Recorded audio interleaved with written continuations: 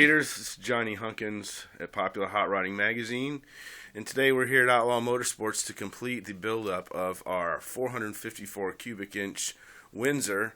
And just to refresh your memory, we've got a Z351 aluminum alloy block from Ford Performance, and inside that we've got an Eagle rotating assembly that's 4 1/4 inch stroke, and of course that's a 4 1/8 inch bore for 454 cubic inches. And we're actually going to assemble the top end and the induction today. We're going to be using these Trick Flow CNC 240 heads and this ported out Edelbrock Super Victor intake manifold.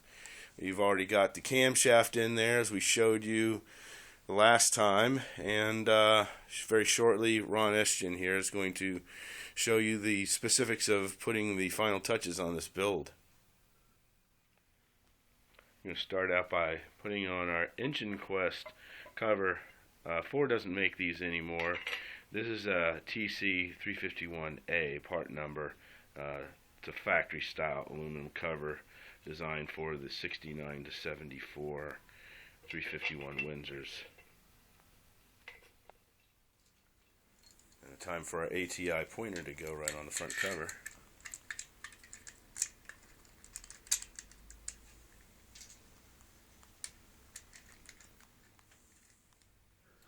We're getting ready to put on the ATI damper. Ron, tell us why you chose the ATI damper. Well, it's NHRA, IHRA accepted. It's SFI approved. It's two-piece construction. It is rebuildable, so if it does wear out, you can send it back to ATI and get it serviced, and they'll send it right back to you. And there's only one way to put it on because the crankshaft is keyed. Yep.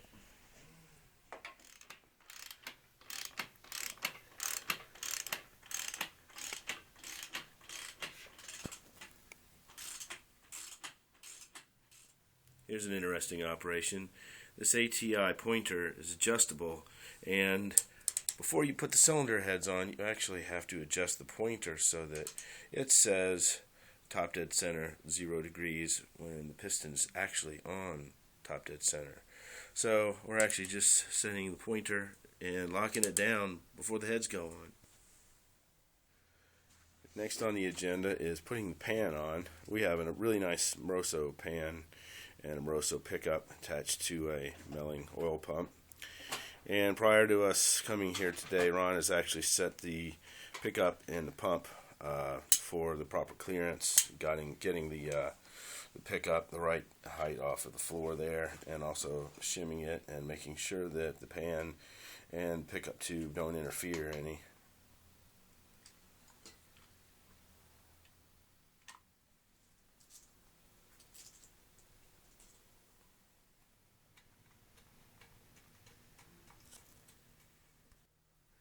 We're getting ready to put on our Moroso Road Race oil pan, and before we do, I wanted to show you the sump here. It's a double kick-out road race style sump, and here inside the sump area we've got 4 trap doors which hold oil around the pickup while you're accelerating, cornering, stopping, that kind of stuff. It's a really nice pan. It has the billet ends too, so it's a high quality piece, and it's exactly what you want in a 700 plus horsepower, street track engine.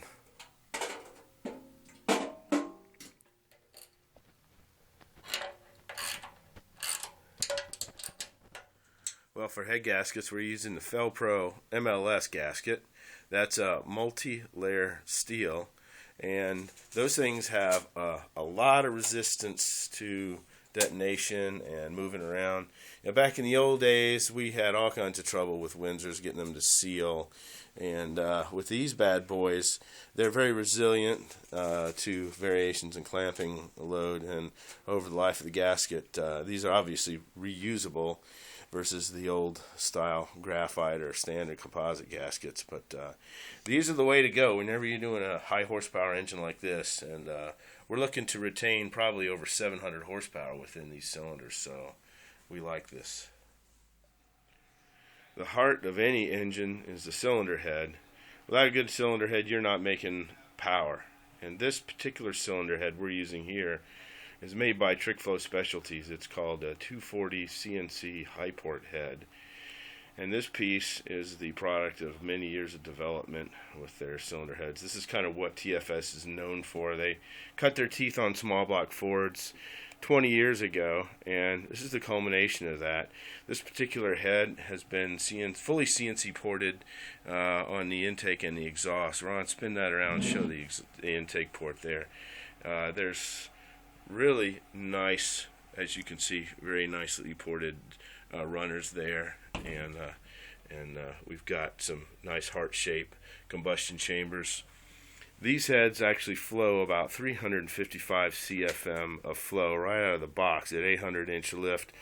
Our cam makes about 768-inch lift, so we actually stand a pretty good chance of cresting the 700 horsepower mark out of this 454. Ron, go ahead and set that sucker down on there.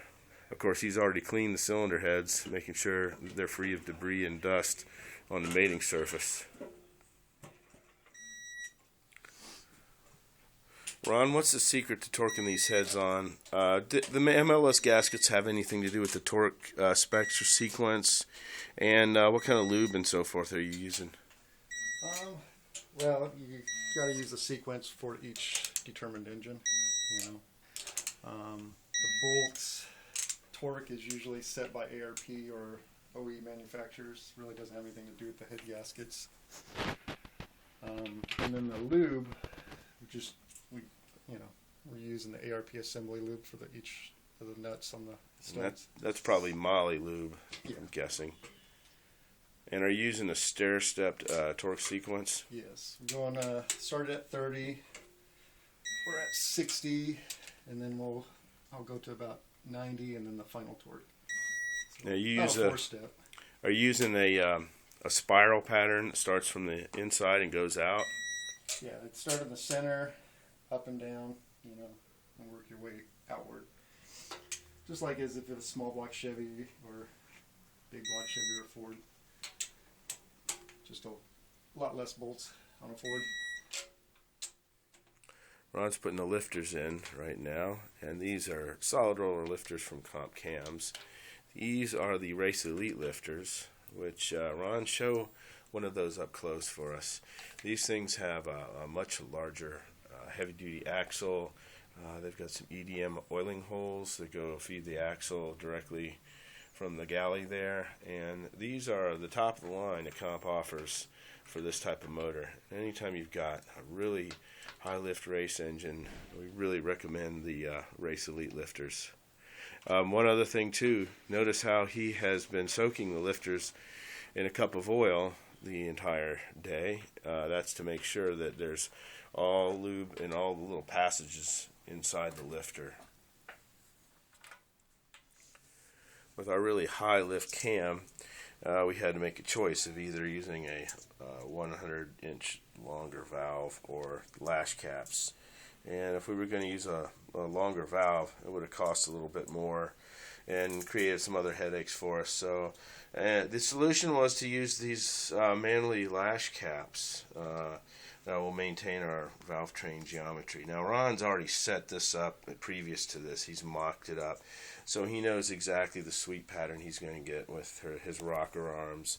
And he's actually already ordered the push rods too, which is something that you want to check your push rod length before you do your final assembly. This is, at this level of engine building, you just don't want to say, well, send me a stock length push rod. That's just a recipe for failure. And what kind of push rods we got here, Ron? Yeah, I ordered Comp Cams, 3/8, 08, 080 wall. Nice. And they ended up being an 8/600 long.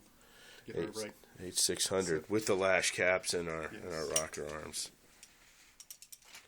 We're getting ready to install our top end of our valve train here, and we've got Comp's new Ultra Pro Magnum 1.7 rocker arms here.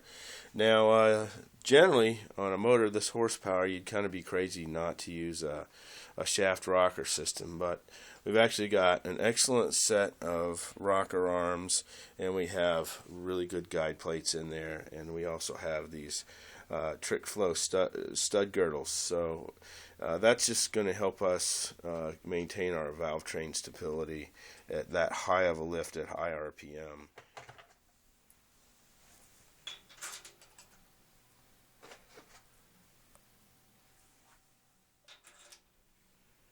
The rocker arms are all in there. Ron is now sending the cold lash on it. What kind of clearance are you looking for there? Setting them at 24. And of course we'll set it again on the dyno with the lash hot. Well, one of the things you probably noticed is we didn't check piston to valve clearance. You're probably saying, oh, they didn't check piston to valve clearance. They're going to have some trouble.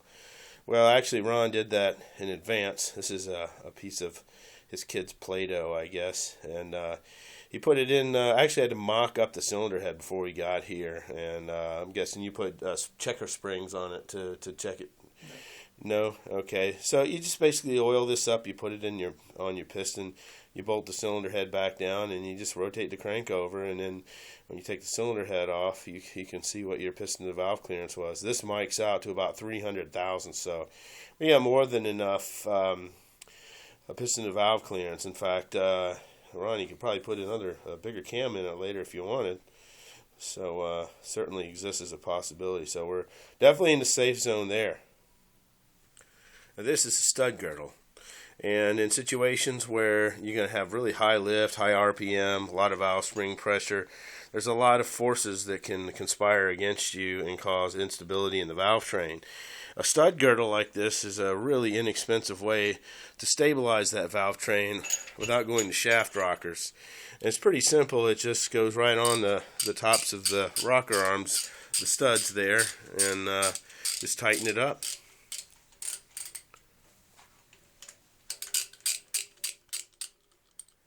This Edelbrock Super Victor intake is the one we're going to be using on our 454 Windsor, and it's pretty much the only one out there that can really handle what we want to do.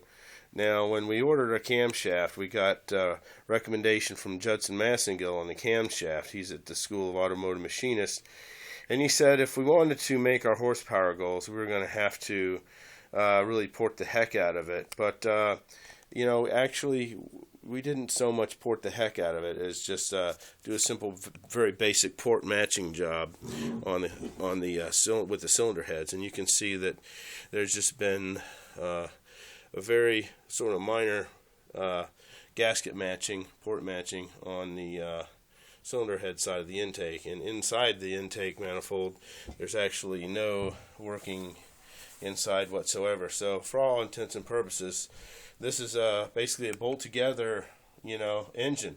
We've done nothing to the cylinder heads. This is the factory port work that they do with the CNC port, TFS, and we're just going to put that intake on and see what it does on the dyno.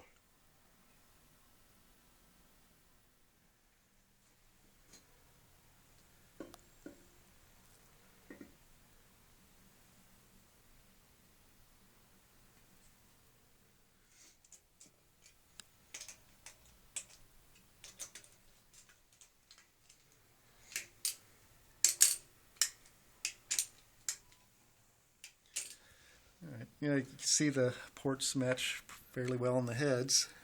Didn't grind the intake out anymore because we do have almost 3.5 inches in the entry, and the head's only 2.25 inches tall. So hogging it out even more, I don't really think it's going to accomplish too much on this application. Now this is a Quick Fuel Technology Super Sucker Spacer.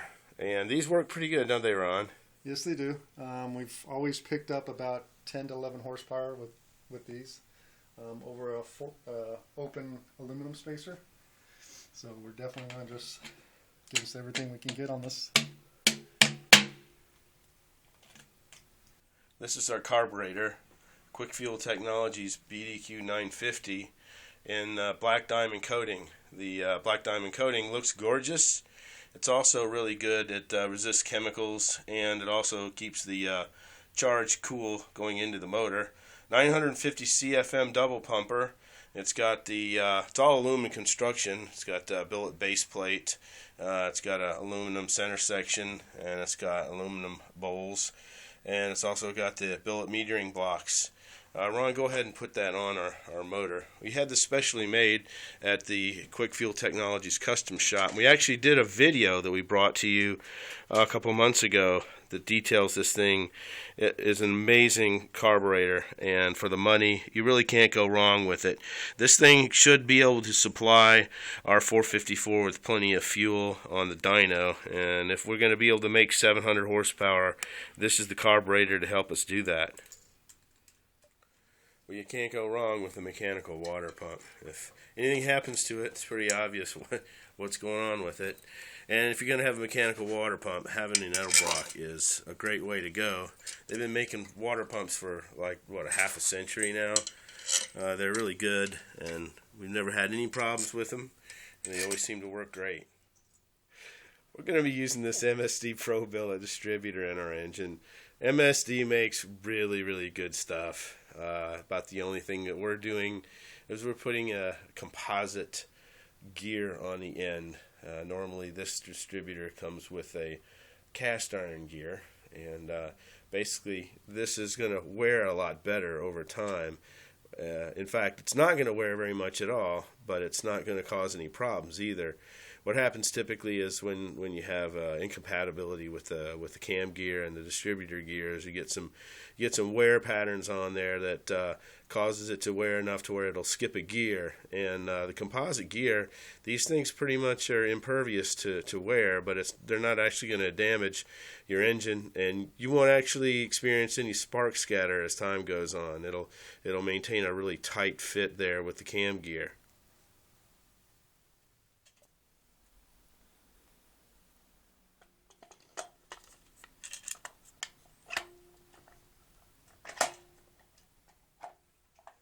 One thing about this MSD Pro billet distributor, it's made specifically for the Edelbrock Victor intake manifold. It's a 85805 part number, and that's because this Super Victor intake is taller, and if you use a standard height distributor, it will bump into the intake manifold. So this is specifically designed to be taller for the large Windsor intake manifold on the Edelbrock.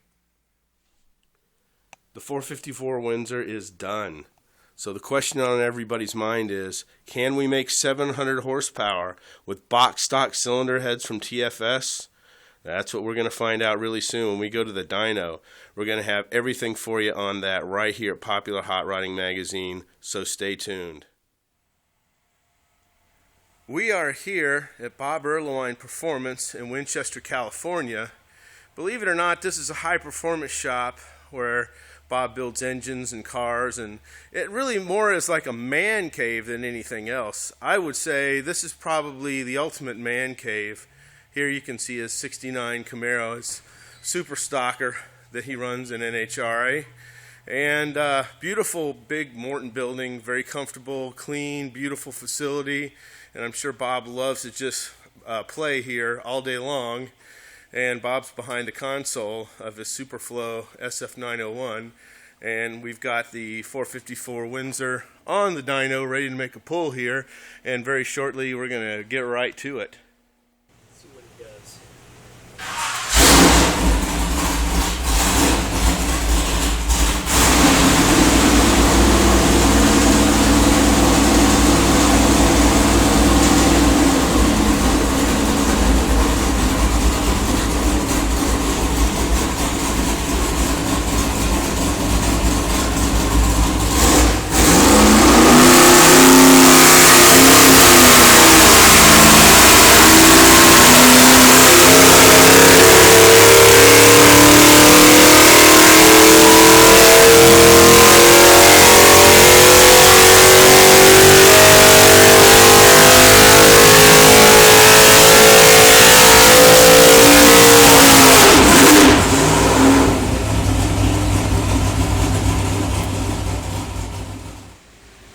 The tail of the dyno, 730 horsepower at 6,700 RPM.